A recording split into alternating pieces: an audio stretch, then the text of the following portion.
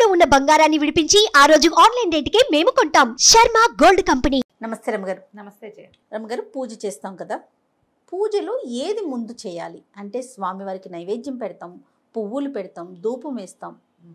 వీటిలో అసలు ఫస్ట్ దేంతో మొదలు పెట్టాలి? సరే, ముందే పెరగన్నం తింటావా? నువ్వు ఏం తింటావు? లాస్ట్కి తింటాం. ముందే ఏం చేయాలి? కంచం పెట్టాలి, గ్లాస్ పెట్టాలి, గ్లాస్లో నీళ్లు పోయాలి, కంచంలో ఏదైనా ఓ పప్పు కూర పులుసో ఏదైనా ఒక్కొక్క పూత వేసి అప్పుడు అన్నం పెట్టుకోవాలి. తర్వాత నెయ్యి వేయాలి, ఆ తర్వాత కలుపుకోవాలి. ఒక లైన్ ఉందా? అవునవును. పూజా విధానానికి బ్రహ్మాండమైన లైన్లు ఉన్నాయమ్మా. ఏది ముందు అనే అనుమానమే వద్దు మీకు. 2 పద్ధతులు ఉన్నాయి. ఒకటి పంచోపచార పూజ, అందరూ చేయొచ్చు, నిత్యం వేళలా చేసుకోవచ్చు, రోజు చేసుకోవచ్చు. Right, okay. పొద్దున సాయంత్రము కూడా చేయొచ్చు, పొద్దున సాయంత్రం కూడా చేసుకోవచ్చు. ఒకటి. రెండోది షోడశోపచార పూజ. ఇది 16 ఉపచారాలు. 16 ఉపచారాలకి సమయం ఉండదు, చేత కాదు, మంత్రం రాదు, నోరు తిరగదు, అంతంత పెద్ద పెద్దవి పెట్టుకోలేము. పంచోపచారాలు చేసుకోవచ్చు. షోడశోపచార పూజా విధి అందరూ ఎప్పుడు చేసుకుంటాము? వ్రతాలు, నోములు, పెద్ద పెద్ద పూజలు ఉన్నప్పుడు షోడశోపచారాలు చేస్తారు. మా లాంటి వాళ్ళు కొందరు ఇళ్లలో రోజువారీ షోడశోపచారం అలవాటుగా ఉంటుంది, అలా వెళ్ళిపోతూ ఉంటుంది, అలా వెళ్ళిపోతుంది, దాని దారిన వెళ్ళిపోతుంది. మీరు సత్యనారాయణ వ్రతాల చూడు, ఒకదాని తర్వాత ఒకటి ఒకదాని తర్వాత చేస్తారు. అదే లైను చిన్న చిన్న మంత్రాలతోటి రోజువారీ చేసుకోవచ్చు. అది నిత్య గౌరీ పూజా విధానంలో షోడశోపచారాలు ఉంటాయి. ఓకే. లక్ష్మీ పూజా విధానంలో శుక్రవార లక్ష్మీ పూజలో ఉంటుంది. అలా కాకుండా ఎవరిళ్లలో వాళ్ళకి దేవతార్చన ఏదో ఉంటుంది, శివ పంచాయతనమో, దేవి పంచాయతనమో, విష్ణు పంచాయతనమో, ఏదో ఒక పంచాయతనం ఉంటే ఆ పంచాయతన విధానం ప్రకారం, లేకపోతే వైష్ణవులై కోవిలాళ్వారు ఉండి వాళ్ళ ఇంట్లో కోవిలాళ్వారు ఉంటే కోవిలాళ్వారు పూజా విధానం, ఆయన ఉపచారాలు వేరు, కోవిలాళ్వారు ఉపచారం వేరు. వాళ్ళు కౌసల్య సుప్రజ రామ దగ్గర నుంచి చెప్తారు.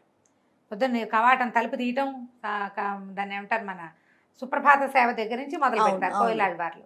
మిగిలిన వాళ్ళందరూ కూడా ఈ షోడశోపచారాన్ని హాయిగా చేసుకోవచ్చు. ఓకే. దానికి లైన్ ప్రకారం వెళ్ళాలి. లైన్ కనపడుతుంది మనకు, శ్లోకాల్లోనే ఉంటుంది.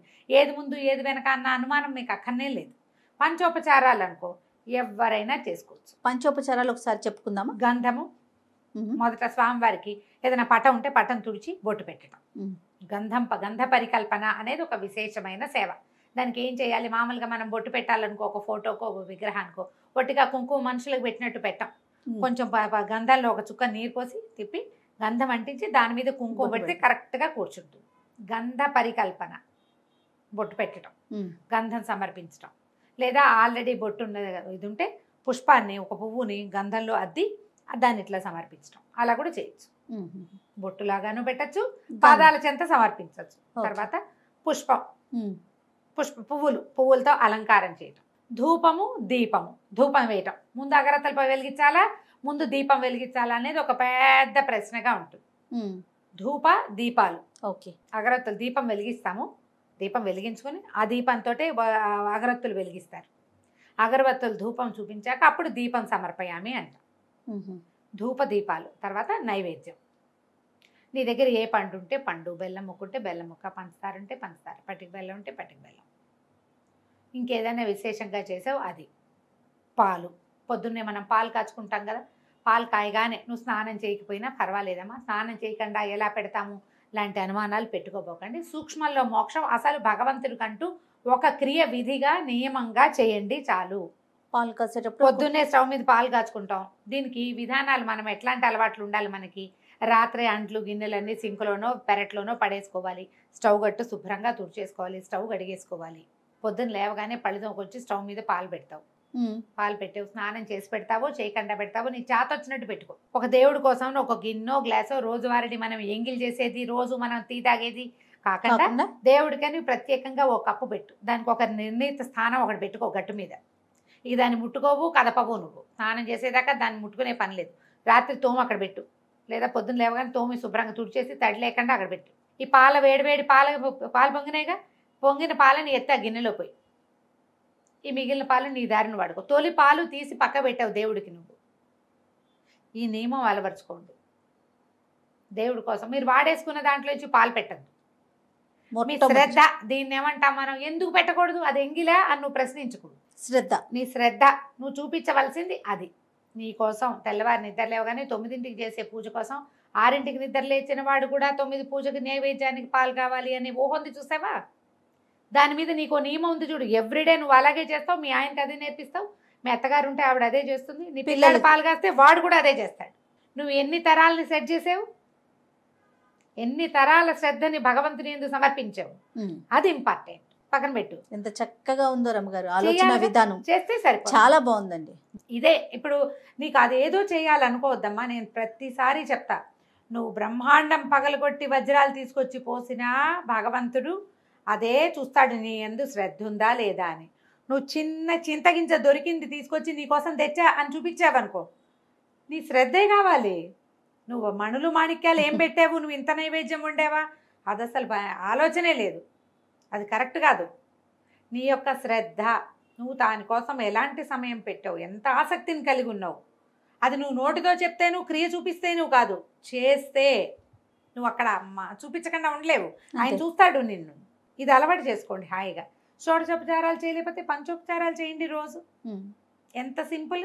చాలా. ఎలాగో నువ్వు దీపం చూపిస్తావు, ఆరతి వెలిగిస్తావు, దీపారాధన చేస్తావు. తర్వాత నువ్వు చేసేది ఏమిటి, నైవేద్యం ఎలాగో చేస్తావు. నేను రెండేం చెప్తున్నాను, గంధము పుష్పము అంతే. నమస్కారాలు ఆటోమేటిక్గా చేసేవి. నమస్కారం ఇవన్నీ నమస్కార ముద్రతోటే చేసుకుంటాం. దీపం పెట్టి దండం పెట్టుకుంటాం, నైవేద్యం పెట్టి దండం పెడతాం, పువ్వులు పెట్టి దండం పెడతాం. ఎన్ని దండాలు అయినాయి? 5 సార్లు దండం పెట్టావు, 5 ఉపచారాలు చేసావు. హాయిగా చేసుకోండి అమ్మా. అదేదో చేస్తేనే మీకు అదేదో వస్తుందని భావించద్దు. ఈ షోడశోపచారాలు మనకి వినాయక చవితి వ్రతకల్పం ఉందా, దాంట్లో కనపడతాయి. మొదటిది ఆవాహన. స్వామివారు వస్తే మన ఇంటికి ఎవరైనా వచ్చారు, రండి రండి దయచేయండి అని పిలుస్తామా లోపలికి. ఆవాహన చేయటువంటి మన ఇంట్లో ఉన్న ప్రతిమా విశేషంలో లేదా ఫోటోల్లోనో భగవంతుని, అయ్యా నువ్వు ఇక్కడ ఉండు మాతో పాటు అని చెప్పి ఆయన పిలవటం. ఓకే. తర్వాత ఆసనం సమర్పయామి, నవరత్న ఖచ్చిత సింహాసనం సమర్పయామి అంటాం. అంత సింహాసనం మనం అక్కడ ఏం వేస్తాం చెబుతాం. ఆసనం తర్వాత ఆచమనీయం, కాస్త చేతులు కాళ్ళు కడుక్కోవడానికి అంటే కాస్త నిన్ను మంచినీళ్ళు పుచ్చుకుంటాం. తర్వాత పాద్యం, ఆచమనీయము పాద్యం, కాళ్ళు కడుక్కోవడానికి నీళ్ళు. తర్వాత ఏం చేస్తావు, ఇంత దూరం నడిచి మా ఇంటికి వచ్చావు నాయన, శుద్ధోదక స్నానం చేయి. పంచామృతాలు ఉంటే పంచామృత స్నానం సమర్పయామి, పంచామృత స్నానానంతరం శుద్ధోదక స్నానం సమర్పయామి. స్నానం తర్వాత మంచి వస్త్రం సమర్పయామి, ఆయనకి యజ్ఞోపవేతం సమర్పయామి. తర్వాత పుష్పం సమర్పయామి, గంధం పరికల్పయామి, అక్షతాన్ని సమర్పయామి. లైన్ అంతా వచ్చేసిందా? ఇక్కడి నుంచి ఇప్పుడు మనం ఏదైనా పూజా విధానం ఏం చేయదలుచుకుని పుష్పమాలిక సమర్పణం అవి చేసుకుంటాం. అప్పుడు ధూపము, దీపము, నైవేద్యము, తాంబూలము, ప్రదక్షిణ, నమస్కారము, ఇవన్నీ మనం చేస్తుంటాం. అవును. మీరు సత్యనారాయణ వ్రతంలో ఇవే చేస్తారు, జ్ఞాపకం చేసుకోండి. అవునండి, అవును. వినాయక వ్రత కల్పనలు చేస్తాం, వరలక్ష్మి వ్రత కల్పనలు చేస్తాం. మీరు సంతోషమాత, వైభవలక్ష్మి ఏ పూజ చేసినా ఇదే లైన్ ఉంటుంది. కొన్నాళ్ళు చేస్తుంటే ఆటోమేటిక్గా అట్లా అసంకల్పిత ప్రతీకార చర్య అయిపోతూ ఉంటుంది. రోజువారీ ఇవన్నీ చేయలేని వాళ్ళు అవి పూజలు అప్పుడు చేసుకుంటామంటే రోజు పంచోపచారాలు అలవర్చుకోండి. పంచోపచారాలు ఒక్కసారి లైన్ చెప్పరా రమ్మగారు? గంధం పరికల్పయామి, మొదటిది గంధము, బొట్టు పెట్టడం, గంధం ఇవ్వటం. తర్వాత పుష్పం, ధూప, దీప, నైవేద్యాలు, అంతే. ఇదే లైన్. ఈ లైన్ ప్రకారం ఎవరైనా ఎప్పుడైనా చేయొచ్చు. నువ్వు చెప్పాను పదే పదే ఇదే మాట చెప్తాను. అవును రమ్మగారు. నేను ఇప్పుడు ఒక రోజు గంటన్నర కూర్చుంటాను చేయాలి. రోజువారీ 30 గంట నుంచి గంటన్నర దాకా పడుతుంది నా ప్రోగ్రామ్. ఇక్కడికి వచ్చే రోజున నేను 20 నిమిషాల్లో ముగించేస్తాను. తప్పదు మరి, ఇక్కడ ఇవాళకి ఇదే చేస్తున్నా. గబగబా అన్ని స్తోత్రాలు చదవను, ఉపచారాలు ముగించి దండం పెట్టేసుకుంటా.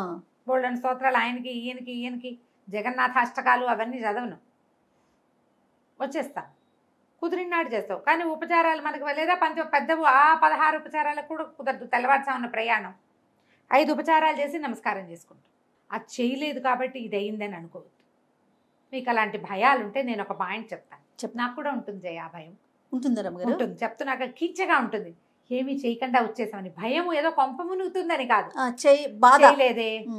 ఇప్పుడు మనం పిల్లల కోసం గబగబా ఏదో చేసి పరిగెత్తుకుంటూ వెళ్ళిపోతాం జయ. ఒట్టిగా అన్నం పప్పు ఉండే పిచ్చి వేద ఏం సరిపోయిందో అనిపించదా? 100% భయమా? అదొక ఆలోచన రమ్మగారు. కించ, అయ్యో సరిగ్గా చేయలేకపోయామే అని. నాకు ఈ పూజా విషయంలో నాకు ఆ కించగా ఉంటుంది. నేను ఇంటి దగ్గర మొదలుపెట్టి మొత్తం స్తోత్రాలు చదువుకుంటాను వచ్చేదాకా. ఎక్కడికి వెళ్ళినా సరే పొద్దున పూట మా వాళ్ళు రేడియో ఆన్ చేస్తారు, రేడియోతో పాటు నేను కూడా మోగుతూ ఉంటాను. ఆ దారి నేను చదివిసుకుంటాను. రామాయణం చదివేది ఉన్నా కూడా చదివేసుకుంటా. ఆ కించె పోగొట్టుకోవటానికి ఓకే, మనకు అలవాటు ఉంటే అంతే. కించపడకండి, కొంతైనా చేయండి. అసలు మొత్తానికి మానేయకుండా ఏదో ఒకటి చేయండి. నేను చెప్పాను 3ంటికి లేచి ప్రయాణం ఎయిర్పోర్ట్కి పరిగెత్తినా నేను దీపం పెట్టకుండా వెళ్ళను. అలవాటు. ఇక్కడి నుంచి ఎయిర్పోర్ట్కి వెళ్ళే లోపల మొత్తం కంప్లీట్ చేసుకుంటారు. ఆయనకు అప్పచెప్పేసేయాలి. ఇది అలవర్చుకోండి, హాయిగా ఉంటారు. అన్నింటికి శ్రద్ధ ముఖ్యం. ముఖ్యం అంతే. నమస్తే రమ్మగారు. నమస్తే.